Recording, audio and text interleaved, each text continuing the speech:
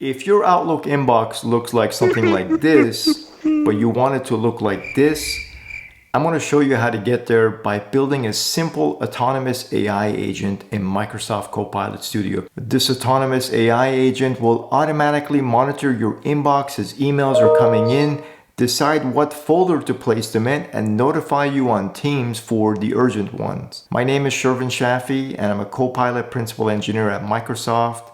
Now let's get started. Okay, so the first thing you're gonna need to do is you're gonna go to a web browser and you're gonna type in copilotstudio.preview.microsoft.com. The preview is a trick that gives you access to preview features. So if I actually go to my agents, I have a bunch of different agents, some of which you've seen in different videos.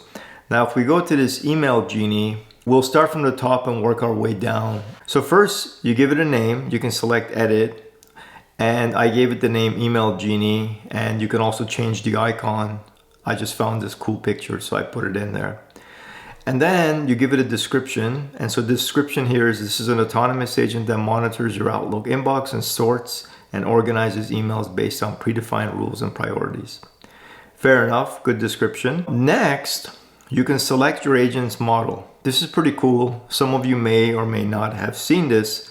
Now you can actually specify the GPT model from OpenAI. I'm using GPT-5 Auto, but you can use Anthropic models as well if your IT admin has allowed you access. So that's a question. The next part that's important is this trigger.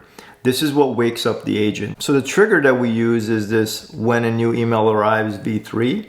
And so all you need to do, since you won't have it yourself, is you select plus add trigger.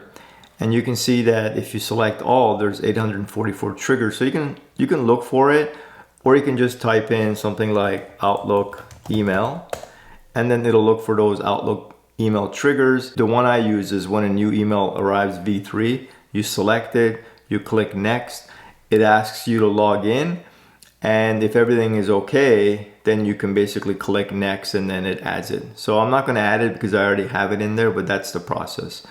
The next thing is all the instructions, and I put a ton of detailed instructions in here to get the agent to do what I want it to do. So this is what I will copy and paste and put it in a pinned comment, so you can just copy and paste the instructions into yours. But I highly suggest that you modify them for your use case so you can customize it to what is important to you. Who is your boss? What's considered high priority? Do you want to create a Teams chat for play-by-play? All that kind of stuff. The details are in here. But if we look at it kind of broadly, I defined the purpose, which is similar to the description. And I also told it, look, it's important to remember that you're autonomous, so that if you have a question, don't ask me the question, just go ahead and execute it, because I'm not chatting with you, you're just doing things on the background. I don't know how effective this instruction is, but so far it seems like the agent is actually just making choices and going ahead.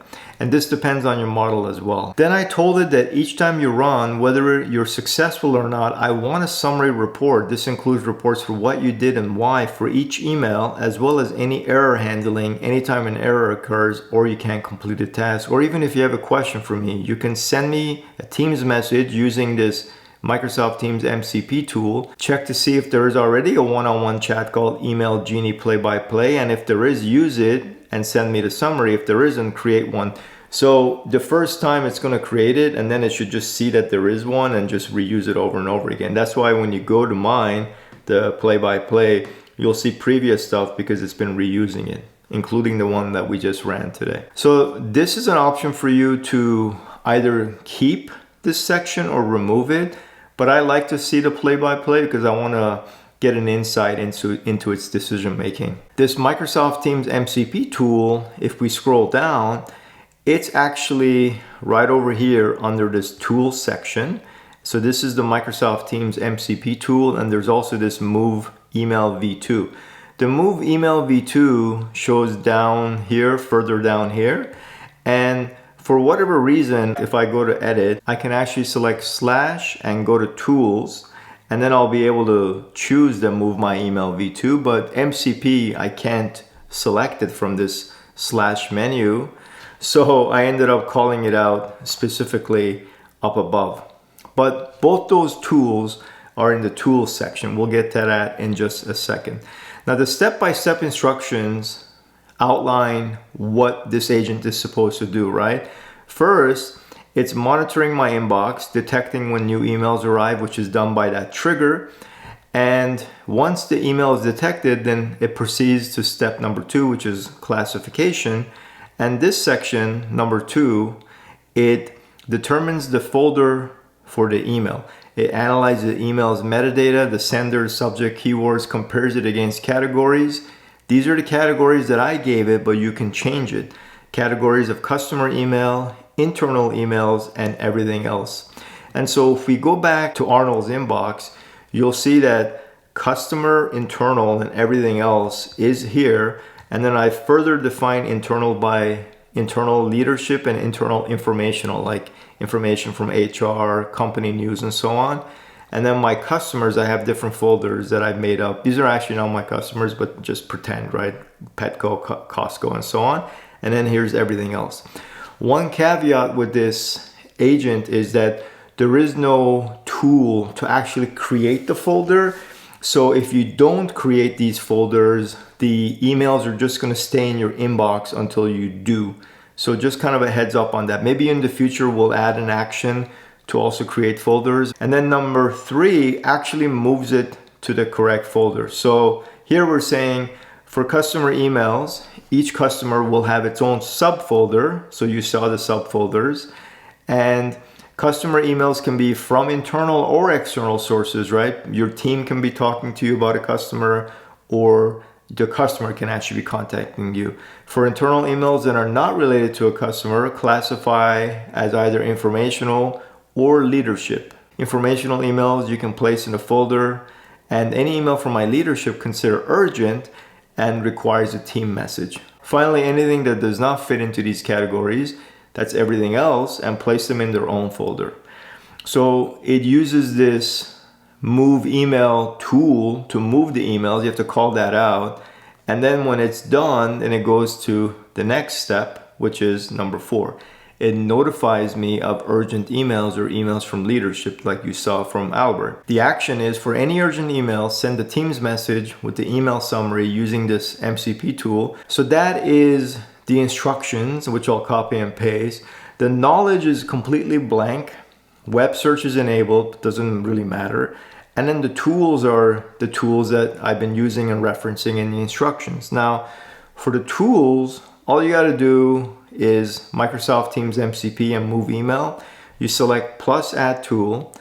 And here, if you go to MCP, Model Context Protocol, you'll be able to find this Microsoft Teams MCP. I hope that you find it. If some of you don't have it, maybe it's coming soon, but I've heard some people might not have this. And if you don't, try using some of the other actions that are just available as connectors. And the other tool that we have, this move email v2. So all you do is you go to add tool, and then here just do a search for move email. And when you search for it, then it should show up here. So there it is, move email v2. You select it. There's nothing else to it. No agents, no topics, no suggested topics. That's all there was to it. Let's do a little bit of testing as I send other emails to this. So here's an email that is kind of like a junk email. It's like a commercial of shopping. And then here's another one. And this is Joe from Bloomingdale's, and we're interested in the Copilot Studio. And the reason why I sent this is because I don't actually have a Bloomingdale's under my customer. So I want you to notice what ends up happening, which is basically it should just stay in here. All right, and so this is another email saying that this is Sure from Petco and we'd like to meet with you. This email should get moved to Petco because there's actually a folder. Now, one of the emails already disappeared, so let's see where that went. And it actually went into everything else. And so that was the email that was basically commercial. It was just junk. So it correctly moved it into everything else. All right, looks like another one of the emails just got moved, which it is the Petco one. So it got moved correctly to the Petco one. And then this one, the one that's from Bloomingdale's, I suspect nothing is going to happen to it because there's no folder for it. So that's it. I hope this makes sense and this is something that you can execute for your own inbox. And I do want to give you one other tip. If in case you have an issue and you're like, oh, I don't like this, it's not working, you can always go to the agent and all you got to do is go to the trigger section, select these three dots and delete the trigger.